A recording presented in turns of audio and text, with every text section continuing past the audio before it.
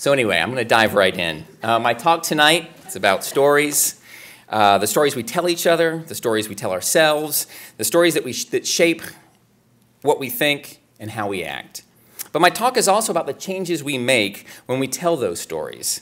Sometimes intentionally, but more often unconsciously, we shape our stories, adapting, revising, changing them. It's why in the South, when we say someone's telling stories, it means they're lying. But I don't want to rehash the changes that we expect, the embellishments and self-aggrandizing that we often are sheepishly conscious of, even as we do them. But the changes that sneak up on us, simply by virtue of squeezing our lives into the form of a narrative at all. So what better way to start than with a story? And of course, you have to tell a joke at the beginning, so a humorous one at that. So there was a man who had a computer, and he asked it, "Do you compute that you will ever be able to think like a human being?" So the computer sort of whirs and does all these sort of sounds and lights go off, and it spits out a piece of paper, and it says, "That reminds me of a story."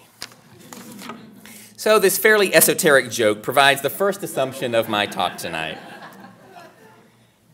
That to be human is to tell stories. In 1985, communications professor Walter Fisher coined the term homo narrans and constructed the theory of the narrative paradigm to suggest how important stories are to how we communicate and what we believe. Unlike Fisher, my work does not assume that virtually all human discourse can be considered narrative. When I talk about narrative or story, I'm talking about an account of specific, identifiable, and connected events. You won't believe what I saw floating down the Haw River yesterday. That's the start of a story. I'm concerned about environmental degradation. Is not. This distinction is actually really important for what we remember and what we forget, what we tell others and what we dismiss. Why are stories, as opposed to argument or general claim about some issue, so powerful? I would argue that it's partly because they're far more transportable, recognizable, and entertaining. How? For one, by being really attractive vehicles for information. Think of stories as Lamborghinis. When your date pulls up in a Lamborghini, it's pretty awe-inspiring. Of course, we presume it's the person in the car that you care most about, but we can be fickle, and it may be the car that ends up being more memorable. Clearly, that's not the case here. Either way, all things being equal, your date in a Lamborghini is far more appealing than, say, your date in a Chevy Nova. You're more likely to want to continue to drive the Lamborghini. In other words, you're more likely to keep and share the story. Why? Because stories packaged as a Lamborghini, or information packaged as a Lamborghini, that is, as a story, has the ability to be remembered and shared more often than general discourse, abstract thought, or a string of facts, because these other forms of communication don't come pre-assembled with structures that we so readily recognize, understand, and have learned to replicate ourselves. The better metaphor, then, is an assembled Lamborghini compared to an unassembled Chevy. Not only is the Chevy less initially inviting, you have to work harder to get it assembled to share it with others. But stories come pre-assembled. We learn their structures from a very early age. We're ready to drive them almost as soon as we start talking. The memorability and transportability of stories is one of the reasons why organizations are told to sell their agency to donors with stories of the people they have helped. Why politicians are instructed to put a face to an issue with stories of people who exemplify the point they're trying to make. Other reasons, equally important, are that stories purport to be value neutral, a record of the facts that can be taken at face value. They're authentic, while at the same time evoking powerful emotional responses. Further, stories are shared regularly in casual conversation, often as entertainment. In terms of impacting a person's view and opinions, this can be particularly powerful, because in these contexts, stories emerge not necessarily as part of an argument, where ideas are the focus, but when we are engaged in emphatic communication, conversation whose primary goal is social rather than instructional, critical, or ideological. In these contexts, we tend to be more open and less critical of new ideas. Stories then insinuate themselves into our memories and lives, skipping past rigorous review and lodging themselves away until we have a chance to share them ourselves. Accordingly, stories can be extremely powerful conduits for shaping our views and beliefs about how the world works. And if they shape our beliefs, they're going to shape our actions. Why do concerned parents poke and prod their children's Halloween candy? Or only allow trick-or-treating at the houses of known neighbors? Because horror stories of predators packing poison and razor blades into candy have been shared so widely across the United States that some hospitals have invited parents to have their children X-ray their candy. As most of you no doubt know, the number of cases of random, intentional Halloween candy tampering is a whopping 0. This is a fact that police know, even if the general public is not necessarily as widely informed. So when a Texas man claimed that his stepson had been poisoned by Halloween candy, police surmised in short order that the stepfather had done the poisoning. And he had. It's a gruesome example, but it highlights just how powerful stories can be. This man had heard the stories of candy being tampered on Halloween and believed not only that they were true, but that they were so widespread he could mask his own crime by blaming the faceless criminals of legend. Stories created a world widely divergent from what analysis showed to be true, but a world that was very real for that Texan father. Less gruesome and less tragic in terms of specific loss of life, but more devastating in terms of the sheer reach of these stories, are the legends about welfare queens, driving around in their Cadillacs, feasting on steak, lobster, and crab legs, buying designer clothes and flat-screen TVs, all on the taxpayer's dime. The stories are usually highly racialized, so that not only do they create a world where all the poor are cheats, but they're also black or increasingly Hispanic. These narratives provide a means for us to refuse aid to the poor and ignore the social and economic inequalities and injustices that are pervasive in American society today. They allow us to create a truth and a reality about the poor, about poverty and public assistance that diverge both from analysis of quantitative data as well as from the humanistic analysis of lived experiences.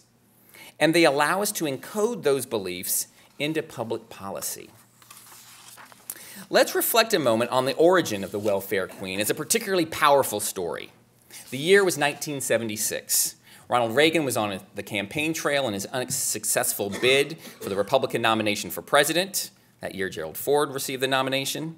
In his stump speech he repeated all over the country, he told the story of a woman in Chicago with 80 names, 30 addresses, 12 Social Security cards, 4 non-existent deceased husbands, and $150,000 in unearned benefits. The story was based on a woman named Linda Taylor. Reagan's story was wildly exaggerated, though to be fair, Ms. Taylor was hardly a paragon of virtue. In many ways, the real problem was less Reagan's embellishment than the fact that the story became a symbol of all welfare recipients, applied far beyond the isolated example. Even though the story was inaccurate, and even though reporters said so almost the minute Reagan started telling it, the tale of the welfare queen kept being repeated, so that 20 years later, when Bill Clinton was passing the Welfare Reform Act, the story continued to shape public perception that welfare recipients defraud the government, stay home and watch TV instead of work, and treat themselves to luxuries such as manicures and Cadillacs. Today, we have a welfare policy at least partially shaped by that story. In her exhaustive analysis of welfare debates on and off the Senate and House floors, Ange Marie Hancock convincingly argues that the public identity of welfare recipients, created from the misperception that they are all or mostly single mothers who are poor and African American and defraud the government, led to legislation and welfare reform based heavily on unsubstantiated fears and stereotypes. In other words, a lot is at stake with the stories we tell each other. And so it's really important that we understand how we create these stories, how we share these stories, and how those stories can change in the process. Because they do change, sometimes dramatically. Ask people why they distrust someone's story of the fish they caught last week, and the answer is fairly uniform: embellishment. This is the kind of change that most of us are fairly familiar with. But long before people start telling and retelling stories, the manipulation has already begun. The first and biggest manipulation happens in transforming lived experience into narrative in the first place. Stories are not verbatim records of the past, but rather constructions of the past, shaped to fit the personal perspectives and agendas of the storytellers. This phenomenon was captured in a 1950 film by Akira Kurosawa called Rashomon, where various characters recount alternative, self-serving, and contradictory versions of the same crime. A trope used to great effect in an episode of Magnum P.I., if you are like me and were addicted to that show in the 1970s. Maybe not. Rashomon became a part of the cultural zeitgeist in the U.S. From the response, I'm guessing the Magnum P.I. episode did not. But that version of this crime of being reused was, spawned a term called the Rashomon effect to describe the expectations of variation between experience and story among different observers. These kinds of manipulations are well documented, but again, I'm more interested in ones that have not been so well documented. Manipulations related to form and structure and the processes of transformation and translation. Our stories are shaped by the simple fact that they are stories. Narrative is a particular type of discourse, distinct from argument, commentary, critique, dialogue, and general conversation. Ignoring story as having a specific form is a common but dangerous interpretive mistake. Narrative's most basic and enduring form in Western societies was articulated in 1847 by Gustav Freytag. Stories begin with a complicating action, something that starts the story moving forward. That's Freytag's little face there in the picture, in case you were wondering. I can't take credit for that, but someone came up with that brilliant graphic. Eventually, there's a turning point, a climax, where the trajectory shifts towards resolution. But while this is common for narrative, this is not common for life. Life doesn't happen in these perfect, neat, tidy narrative forms. Some of the things that we experience in life are interesting. Most are not. We do not live our lives as stories. We have to make them into stories. And to tell a story, we must first identify a relevant set of occurrences that seem to have some coherence, some connection. Then we have to select the details from those occurrences and structure them to make the coherence clear. Of course, not everyone is equally good at this. So how many of us, and you don't have to raise your hand, but how many of us have been in a conversation, maybe at home with a parent, maybe with a neighbor in the backyard, maybe at the Elon holiday party, perhaps, where the person recounts the day's events with no particular point, focus, or direction. The person goes on, moving through time, but with no apparent destination except the end of the day. This is an account of past experiences, to be sure, but it's not a story. The point is simply this: experience must be translated and shaped to become story. And story requires selection and interpretation to identify the meaning of the experience. This active translation means that we may not fully understand our experience until we move through the process of making sense of it, of drawing the parts out together that cohere as a unified whole. That's why Louis Mink has argued that story actually precedes the event it describes. Now consider that for a moment. A story could come before the event it's describing. Here's the key. It's that in the act of telling a story, that meaning is created. And with that meaning, the event is defined and given meaning for the person, for the audience. In this way, stories are not vehicles for meaning as much as they create meaning.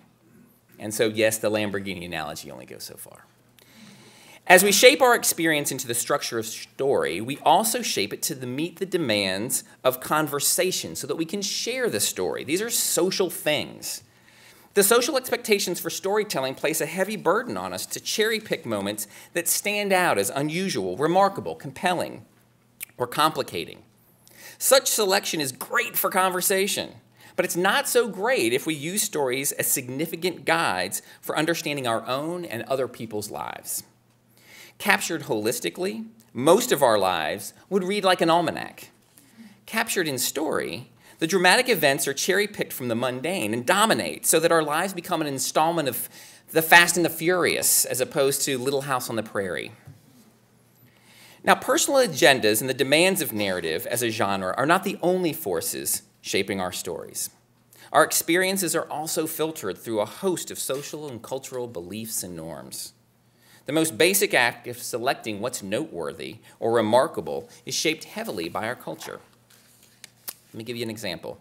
I was in Pearl River, Mississippi, the central reservation area for the Mississippi Band of Choctaw Indians.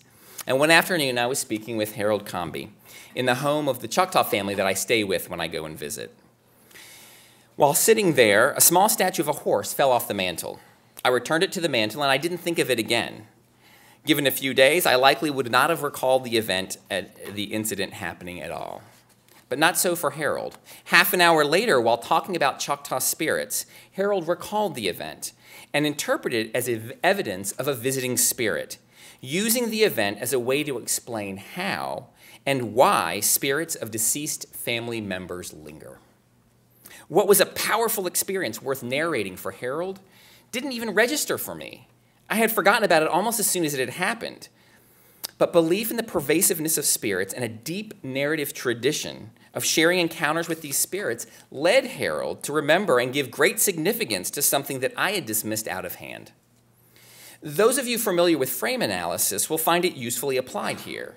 Harold frames the event as supernatural, which made it highly significant. I framed the event as natural, something that happens all the time with no particularly interesting causation, which made it insignificant. The result is that my world and Harold's world look very different based on what we choose to tell our stories about. Now, hinted at in this example is that Harold's familiarity with a type of story, encounters with the spirit of one's ancestors, encouraged him to interpret an experience as an example of such an encounter. Further, because there was a recognizable genre for such experiences, he was predisposed to select parts of his experience for the story and ignore others, just as I had ignored the entire event. The result? Harold shared his story with structures and patterns similar to other stories of encounters with spirits. Now, this phenomenon was recognized early in folklore studies, but among fictional stories, in the work of Auntie Arna and Smith Thompson, who developed a tale type index of similar stories, such as Cinderella, that appear in various forms throughout Europe, Asia, and Africa. But what's natural and comfortable for folk tales, for a fictional story, is disrupting and disturbing for the true stories of our lives. And yet, when we look at personal experience stories within cultures, we see patterns here too, tale types for our shared experiences. In my study of stories of Latter-day Saints, for example, I identified 5 recognizable tale types for people's stories of receiving divine guidance through personal revelation, often through a whisper of the Holy Ghost. One of the most common types of personal revelation stories warns the person to move and to avoid impending danger.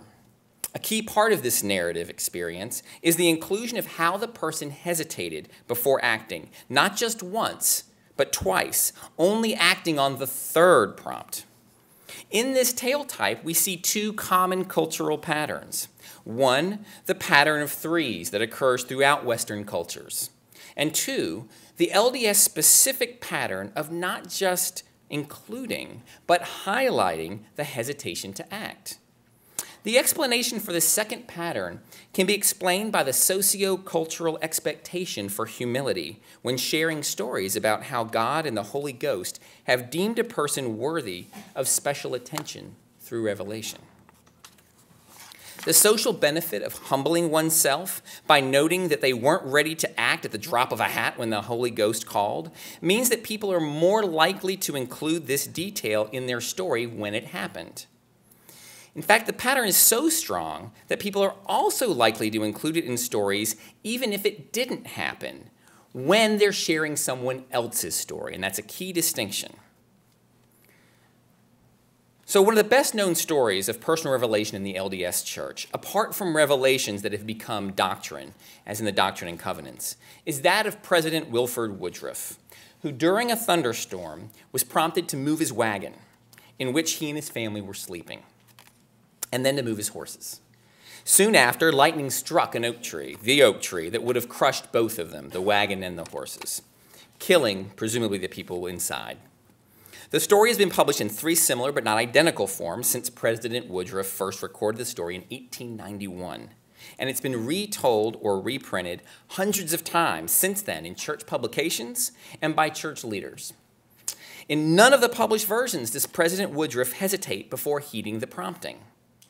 But when one LDS woman recounted the Woodruff story for me after sharing a number of her own stories of personal revelation, she describes a hesitant Woodruff. The cultural narrative pattern she's so familiar with trumps her memory of this very familiar story. Instead, she uses the patterns as the building blocks of the patterns of her narrative culture as the building blocks of narrative in the act of performance. This is the same process, though more intentional, that scholars attribute to how Homer was able to narrate over 12,000 lines of verse orally by stringing together patterned phrases and structures and scenes. People don't repeat memorized stories in the act of performance. They create those stories anew. And the patterns of narrative and our cultures help us do that. Let me give one more related example. Writing in his journal in 1842, Latter-day Saint member Benjamin F. Johnson recorded the following story. On appearance of a storm, we put up at a tavern. I drove the covered wagon in which my wife and self slept, under a large swinging signboard hung between heavy posts. My father and sisters having found room in the tavern while we occupied the wagon. In this terrible night storm, lightning shattered posts and the signboard, piling the debris upon the front of the wagon. Although for a time we felt ourselves killed, we were all right in the end, in the morning, with the footprints of an angel clearly in view. Now, 100 years later, and 50 years after Wilford Woodruff first told his story about escaping the storm thanks to divine prompting, Johnson's great-great-great-granddaughter, Gail, retold her ancestor's story. But now, the signboard had become a tree, the help of an angel became the whispered voice of revelation, and the fallen debris had become a fallen tree struck by lightning. The story parallels Wilford Woodruff's story almost to a T, except that Gail, too, has added the common pattern of hesitation before acting. So what do we take from these observations? I would argue that the power of recognized genres of tale types and narrative patterns within a culture can exert an influence strong enough to reshape narratives in content and meaning. But, and this is a really big but, if we take the time to understand these cultural patterns, we don't have to give up on the stories as a means for conveying really important information. And after all, the heart of Gail's story still contained the righteous man in praying to the Holy Spirit or to the Holy Ghost, to God, will receive guidance and will be protected. That is consistent in both of those stories. Now then, there are some of these kinds of revisions that we might make as we tell other people's stories, that addition of the hesitation into other people's stories. But there's another, less culturally relative, if not wholly universal, pattern as well. When we tell other people's stories, we often revise them in another way by shifting the story closer to us. There is a common assumption about stories that the farther away from the source a story is, the more likely we are to doubt its truth. To combat this assumption, we've developed a standard corrective in how we tell stories, to shift the story closer to ourselves. This phenomenon is so common, we have an acronym for it, FOAF, FOF, friend of a friend. For my generation, the concept was cemented in an iconic clip from the movie Ferris Bueller's Day Off, where Ferris's teacher is taking roll and repeats Ferris's name 4 times over and over in this sort of deadbeat monotone. If you've seen it, you know the scene I'm talking about. The earnest response from a fellow classmate, Simone, is this: he's sick. My best friend's sister's boyfriend's brother's girlfriend heard from this guy who knows this kid who's going with this girl who saw Ferris pass out at 31 Flavors. I guess it's pretty serious. Now, this, of course, is parody. No one would narrate the story this way. There are too many people separating the source from the teller. No FOF is ever more than third hand. If a story moves beyond a friend of a friend, We simply shift the friend closer so that there are never more than 2 degrees of separation. This is one way we localize the story. More importantly, it's one way we help establish credibility for the story. Too distant, and we believe it will be too easily dismissed. So we know that people will move stories from fourth hand to third hand. But I would argue that we make an even more dramatic shift, shifts we rarely talk about. My claim is this: not only do we shift from fourth and third hand, a trifling distortion to be sure, we also shift stories from third and second hand to first person. Both consciously and unconsciously, we tell stories that happen to other people as if they happened to us and declare, "I saw it myself." Sometimes we do this consciously, at least at first, but distance can blur those initial liberties. Let me give you a few examples. A few years ago, I found myself with a couple of old college buddies. In the course of the evening, Danny told a story about a buddy of his who had a glass eye. As a way to pick up women, the guy would drop his eye into women's drinks with lines like, "I've got my eye on you," or "I would give my left eye to go out with you." All pretty bad. Danny recounted a particularly funny moment when this trick had backfired, and he and his friend watched as a woman gulped down her drink, not having noticed the eyeball. At the end of the story, I laughed hysterically, but my friend Dick laughed even harder. "What did you say your friend's name was?" Danny paused and admitted that maybe it wasn't his friend, but maybe a friend of a friend. Dick laughed again. "Yeah, that seems right, because that was my friend. Josh, I told you that story. And by the way, she didn't swallow the eyeball, she just pretended to." Now, much earlier, in 1965, sociologist A.J.M. Sykes noted the same phenomenon when he talked to civil engineers who told stories of heroic actions of trade union representatives as if they had witnessed the events themselves, even though they knew the chronology and knew the events happened long before they were employed there. Sykes argues that by telling the stories from the first-person perspective, the engineers embedded themselves into a historical cause that they felt accurately reflected their current commitment to the Union. Now, in both cases, these initially conscious moves can erode. When Danny told the story of the glass eye to Dick, he had clearly forgotten that Dick initially told him the story first. But until he was called out, he wasn't particularly aware that he hadn't been there watching his own friend. When he was called out, he readily acceded. In other words, neither Danny nor the engineers were ultimately unaware of the shift they were making.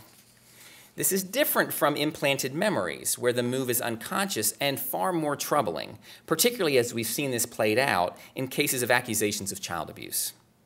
Rather, we make this move for the same reasons we attribute stories to a friend of a friend. Reducing that narrative distance is powerful rhetorically, and arguing that I saw it myself makes it difficult to argue with. So I suggest a new acronym is needed, ISM, I saw it myself. ISM doesn't replace FOF, we still need that one. It merely adds to our understanding of how oral narratives can work in context. But it's important to pay attention to when this can happen. Such a move only happens when storytellers can easily place themselves at the scene of the crime, as it were, as witnesses, but not as the protagonist. It does not, for example, work for most contemporary legends, because the primary character is usually the protagonist. No one can plausibly place themselves into a story where someone dipped their hand into a bucket of Kentucky Fried Chicken and bite into a Kentucky Fried Rat. And it's doubtful anyone would want to tell that story about themselves. But with stories told from the perspective of an onlooker, observing something as common as grocery shopping, for example, it's quite easy to slip into the story. And this is where I've become most concerned about this phenomenon, in stories that recast harmful legends as personal experiences. In fact, it was just this fear that started my most recent research project into the stories and legends about welfare in the United States. And no surprise, I can explain it best with a story. So it's Friday, April 15th, 2011. It had been 1 year since Obama had signed the Affordable Care Act. A week earlier, Congress had voted to repeal an unpopular tax requirement tied to the act, and Obama agreed to sign it. The mood, however, remained divisive, arguably as it does today. That night, I found myself at a party with some local leaders in the community, and I became enmeshed in a conversation with a woman about Obamacare. While she agreed that using the emergency room as your primary physician was probably not the best use of taxpayer money, nor particularly good for one's health, she remained concerned about people mooching off the government. But, she says, and now I'm reading from my field notes that I took as soon as I could excuse myself.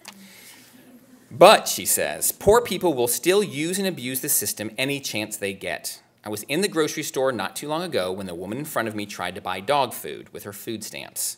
She was wearing a fur coat, had polished nails, a designer handbag. The checkout girl told her she couldn't do that, and this made her really mad. She huffed and puffed and threw the dog food down and said, "Fine, then he'll eat steak instead." She marched back to the meat counter while we were all standing there waiting on her, the cashiers looking apologetically at us, and here she comes, sure enough, with 2 steaks. She followed her story with a litany of beliefs about the poor, the excesses of government programs, and the widespread fraud that exists, returning to the topic of Obamacare and expressing again her dissatisfaction with the plan. As I listened, I was struck with how closely the story paralleled a legend that's been spread widely around the country for at least the past 40 years. When I asked her when she saw the lady in the grocery and where, politely, I promise, she couldn't remember. Not the store, not the general time period, nothing beyond what she had already told me. But remember, she shared this story as having happened not too long ago. Now, she may simply have forgotten those details, and I absolutely grant her that possibility. Absolutely. She may also, however, have taken an experience in the grocery with a woman paying with food stamps and adapted it over the years with motifs from the legends about welfare queens, adapting her experience to fit a common cultural tale type. But it's also possible that instead of simply localizing a story to a friend of a friend, she may have localized it much closer to I saw it myself. After all, we've all been in grocery store lines, and we know there are lots of people using EBT cards. The difference between my friend saw this woman at the grocery and I saw this woman at the grocery is hardly problematic to narrate and make plausible. In other words, this story is particularly accessible for a narrator to drop themselves into the role of observer. Rhetorically, this is really powerful. For legends that are not true, such a move transforms a bogus story into a plausible one. For a legend that is true, such a move multiplies the story, so that instead of the story that happened once as an anomaly, it appears to have happened again and again to individuals across the county and across the country. As you might imagine, this is troubling if that story feeds a damaging stereotype about aid recipients in the United States, a stereotype that has been shown again and again to be either a gross exaggeration or a misinterpretation of a much more complex experience. But all is not lost. By recognizing where we are most apt to make revisions to our stories, we can better interpret them, evaluate them, and assess their utility in conveying different kinds of information. Further, I'm not willing to give up on stories we tell from other people, nor am I willing to give up on a common function of stories as exemplars to provide support for a particular point that we want to make. So before I wrap up, I want to talk about 2 types of stories that deserve more recognition than they've received, and at least in one case, rescue its undeserved sullied reputation. And that's where I'll start, with the secondhand story. The assumption of FOF is that the farther we get from the source of the story, the more distorted the story becomes. The assumption is deeply entrenched and comes with some serious baggage. Namely, we typically assume the following: that first-hand stories are more accurate, more believable, and therefore more useful as evidence of a particular point, and that the farther we move away from first person, the weaker these qualities become. The result is that we assume the second-hand story is less accurate, less reliable, and less useful than the story told firsthand, and the legend even less than that. But this butchered syllogism doesn't hold up in social practice. Let me give an example. In Sunday school at the LDS church just down the road, the Sunday school teacher shared 2 secondhand stories, both of close friends of hers. She noted that neither of the men in these stories had shared this story beyond a few close friends, and the reasons are clear. To do so would violate a number of cultural norms. First, Both stories involve direct and dramatic encounters with the divine, including a tangible encounter with a man presumed to be Jesus. Such direct connections to the divine are almost never shared publicly. They're too sacred, too far outside the assumptions of what an average Latter-day Saint should expect to encounter. Accordingly, they would draw too much attention to the person who received the visitation. Such a story could draw skepticism and accusations of a lack of appropriate humility. However, as a second-hand story, the narrator avoids these accusations. The Sunday school teacher is close friends with the two men, thus establishing credibility that this isn't a legend passed around 100 times over and embellished at each step along the way. And she's not in a position to be accused of sharing a story for personal gain. In this way, stories can be told in cases where first-hand or second-hand stories can be told in cases where first-hand stories cannot, making them more powerful simply in being more available. More importantly, second-hand stories can be far more believable and persuasive than first-hand stories by removing concerns of ulterior motives for sharing, something that runs counter to the widespread assumption that stories become less credible the farther we move from their source. Further, and slightly paradoxically, there's a benefit to second-hand stories and legends that should not go unheralded. Both of these types of stories can be much more useful to think with, since we can question all aspects of the story. It's much harder to interrogate a personal experience narrative when someone says, "This happened to me." And I'll credit Sean Tucker with bringing that to my attention in the study of LDS narratives. The listener is placed in the position of either accepting the story or calling the person a liar.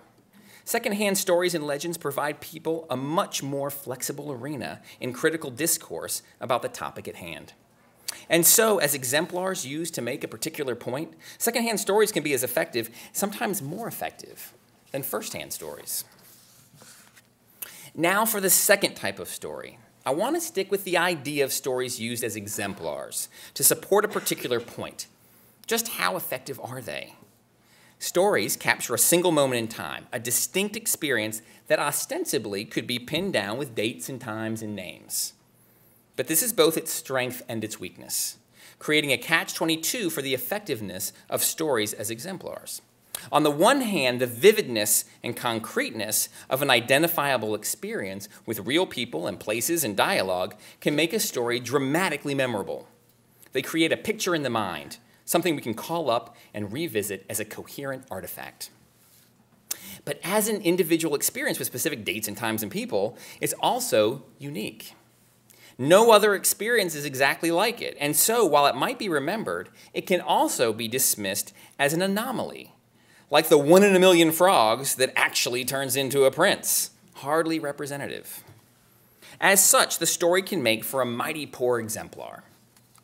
So how do we resolve this tension and determine the likelihood that someone will adopt or reject our story? One option is to use another type of story, one that has received little attention but that I've encountered again and again in my fieldwork, the generalized experienced narrative. Like the second-hand narrative, this is a type of narrative that has not gotten the attention it deserves. In fact, the omission is fairly dramatic. Generalized experience narratives have been identified only a handful of times in the literature, so rarely, in fact, that there isn't even a consistent name for them. When I first encountered them in my fieldwork with the Choctaw in Mississippi, I called them used-to stories. More recently, I began calling them generic stories, the term I would come to find out that was used in 1989 by Olivia Pologni in her brief discussion of this concept. After looking at the few sparse articles that exist on the topic, however, I've come to adopt the name given them by Gary Butler in 1992, the generalized experience narratives. So what are they? Again, let me explain with an example. In my conversations with grocery store cashiers about their experiences with people using food stamps, I often ask if there are stories that they share about customers who use EBT cards. One cashier shared the following. A particular coworker, she'll come and go like, "This person just came through my line and used this EBT card, and yeah, she should have sold her hair, her nails, or the car she's driving." Now, in the case I just quoted, even when I followed up and asked if there was a specific instance he could think of, the response was a generalized experience narrative, another. A personal story for me is when the conveyor belt is full and there's all this food and you can't help but think, so we're paying for this? I'm not eating steak even once a month, and I'm in college trying to make a better life for myself. And still you have all these steaks and all this stuff that I don't have at home? There was no one instance that stood out. No one encounter that the cashier retold enough to solidify in the mind as a narrative to be shared again and again. Rather, there was just the most recent experience, stories with a very short shelf life. Why? Presumably because these encounters happened with sufficient regularity that committing them to long-term memory wasn't necessary. Instead, these cashiers shared generalized experience narratives, habitual scripts of what people perceive to happen regularly. Generalized experience narratives are set apart from most stories by purporting to be generalizable, as opposed to one-time remarkable experiences. Accordingly, generalized experience narratives can be extremely powerful, rhetorically. They combine the benefit of the first person, I saw it myself, with a quoted dialogue and concrete details of a story, with the generalizability of habitual experience or action. Further, while such stories cannot be located in a single moment of time, they can be located in space with details that provide sufficient concreteness to be memorable and compelling. Further, secondhand stories can also be told as generalized experience narratives. Knowing what we know about the potential benefits of secondhand stories, this too can be a powerful rhetorical move.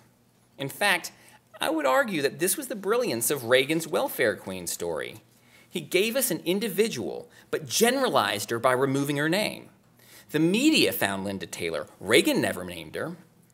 He was manipulating the generalized experience narrative to its fullest extent, employing the power of the concrete detail with the vague anonymity of the widespread everyman, or in this case, every woman. And so, I end where I started, that we create our world, our beliefs, and our actions through the stories that we tell and the stories that we hear. Accordingly, we must understand how we create our stories. For if our stories are impacted, shaped, and manipulated in ways that we may not always be conscious of, even when we are the narrators, that our world is being created in ways we may not entirely be comfortable with. But the merits of such folkloric analysis are not merely as a corrective, as if these stories are all corrupted and must be rehabilitated through analysis to fix the errors that crept in. In terms of historical truth, we might come to that conclusion. But if we understand stories to be barometers of a culture, as bridges between the personal and the cultural, then it's these recurring patterns and tale types and motifs that should be as much our focus as the core narrative, because they tell us what's shared and valued and believed most widely within a community. In this way, these patterns aren't the byproducts of narrative, the smoke up an industrial chimney, the sludge from a chemical factory, the wastewater from fracking. They're the foundations and building blocks of what we believe. And so, my hope tonight is, one, that you'll never look at stories the same way again, but two, that you'll remember that stories are hardly trivial and hardly innocuous, and they are everywhere. Thanks.